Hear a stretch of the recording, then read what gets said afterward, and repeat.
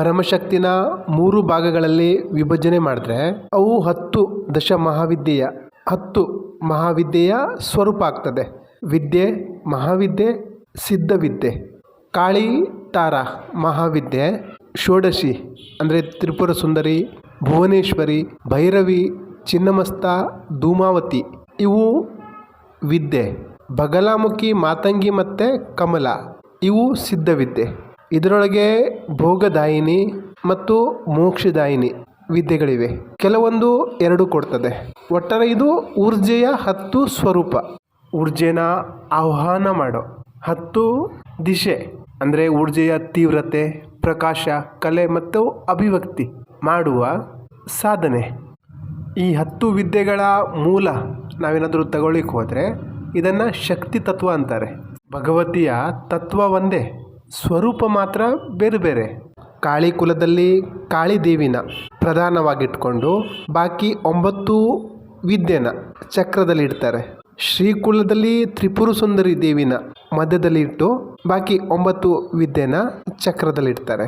ಆದರೆ 2ರ ಬಿಂದು ತತ್ವ ಊರ್ಜೆ ಏನಿದೆ ಅದು ಸಮಾನ ಇದೆ.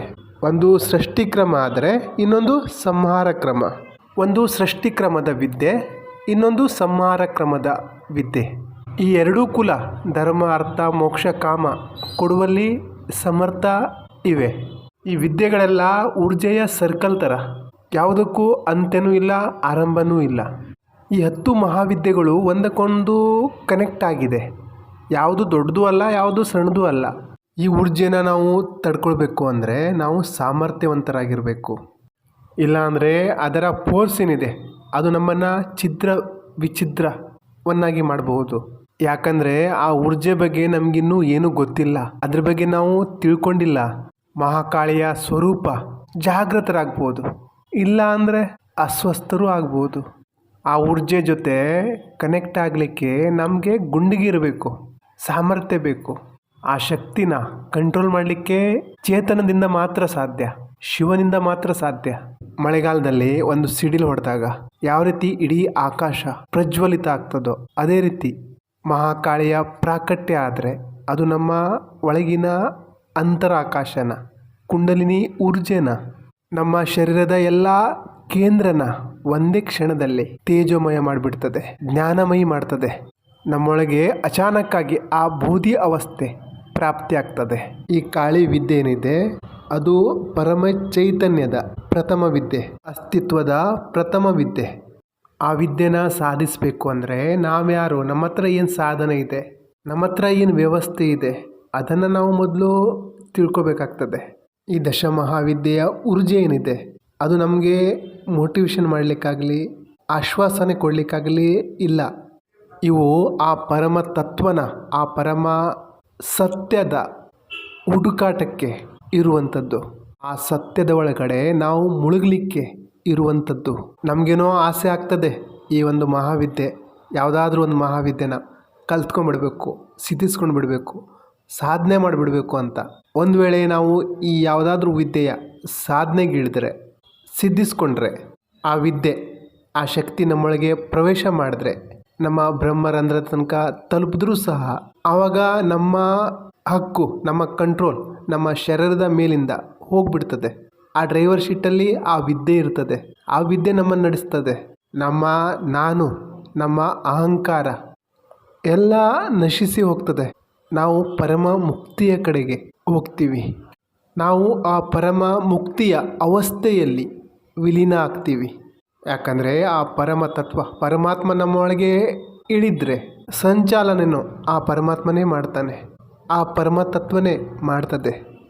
ಆ ಶಕ್ತಿ ನಮ್ಮೊಳಗೆ ಇಳಿದ್ರೆ ಆ ಶಕ್ತಿನೇ ನಮ್ಮನ್ನು ಮುನ್ನಡೆಸ್ತದೆ. ಅದಕ್ಕೆ ಗುರುವಿನಿಂದ ಯಮ ನಿಯಮ ನಾವು ಕಲಿಬೇಕಾಗ್ತದೆ. ಸಮರ್ಪಣಾ ಭಾವ ನಮ್ಮಲ್ಲಿರಬೇಕಾಗ್ತದೆ. ನಾವು ಯಾವುದೇ ದಶಮಹಾವಿದ್ಯೆಯ ಒಳಗೆ ಎಂಟ್ರಿ ತಗೊಳ್ಳೋಕ್ಕಿಂತ ಮುಂಚೆ ನಾವು ಆ ಪರಮ ತತ್ವಕ್ಕೆ, ಪರಮಾತ್ಮನಿಗೆ ಸಮರ್ಪಿಸಿಕೊಡುವುದನ್ನು ಕಲಿಬೇಕಾಗ್ತದೆ. ಯಾವುದೇ ಬೀಜನ ಅದನ್ನು ಭೂಮಿ ಮೇಲ್ಗಡೆ ಇಟ್ಟರೆ ಅದು ಏನೂ ಆಗಲ್ಲ. ಅದನ್ನು ಭೂಮಿ ಒಳಗಡೆ ಆ ಬೀಜ ಮಣ್ಣಲ್ಲಿ ಬೆರೆತರೆ ಅದು ವೃಕ್ಷವಾಗಿ ಬೆಳೀತದೆ. ಅದೇ ರೀತಿ ನಾವು ಆ ಪರಮಾತ್ಮನ ಅಸ್ತಿತ್ವದೊಳಗೆ ನಮ್ಮನ್ನು ನಾವು ಹಾಕಿದಾಗ, ಸಮರ್ಪಿಸಿಕೊಂಡಾಗ, ಆವಾಗ ನಮ್ಮೊಳಗೆ ಆ ಪರಮ ಬೋಧದ ಅವಸ್ಥೆ ಪ್ರಾಪ್ತಿಯಾಗ್ತದೆ. ಆ ಪರಮಾತ್ಮ ನಮ್ಮೊಳಗೆ ಪರಮ ಜ್ಞಾನದ ಅವಸ್ಥೆನ ಪ್ರಾಕಟ್ಯ ಮಾಡ್ತಾನೆ.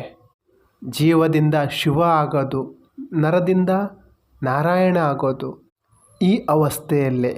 ಆ ಪರಮಾತ್ಮನಲ್ಲಿ ಸಮರ್ಪಿಸಿಕೊಂಡಾಗ, ನಾವು ಇಲ್ಲವಾದಾಗ, ಅಂದರೆ ಶೂನ್ಯದ ಅವಸ್ಥೆಗೆ ನಾವು ತಲುಪಿದಾಗ ಪರಮಾತ್ಮನ ಅನುಗ್ರಹ ಆಗ್ತದೆ. ದಶಮಹಾವಿದ್ಯಾ ಅಖಂಡ ಸಮಗ್ರ ಸಾಮ್ಯಕ ಸ್ವರೂಪದ ಸಾಧನೆ. 10 ಮಹಾವಿದ್ಯೆಗಳಲ್ಲಿ 10 ಸ್ವರೂಪಗಳಲ್ಲಿ ಮೊದಲ ವಿದ್ಯೆನೇ ಕಾಳಿ, ಮಹಾಕಾಳಿ. ನೋಡ್ಲಿಕ್ಕೆ ಹೋದರೆ ಎಲ್ಲ ಸ್ವರೂಪ ಮಹಾಕಾಳಿಯಿಂದಲೇ ಪ್ರಾರಂಭ ಆಗ್ತದೆ. ಹಾಗಾಗಿ ಎಲ್ಲ ವಿದ್ಯೆ ಮಹಾಕಾಳಿಯ ಸ್ವರೂಪನೇ ಅಂತಾರೆ.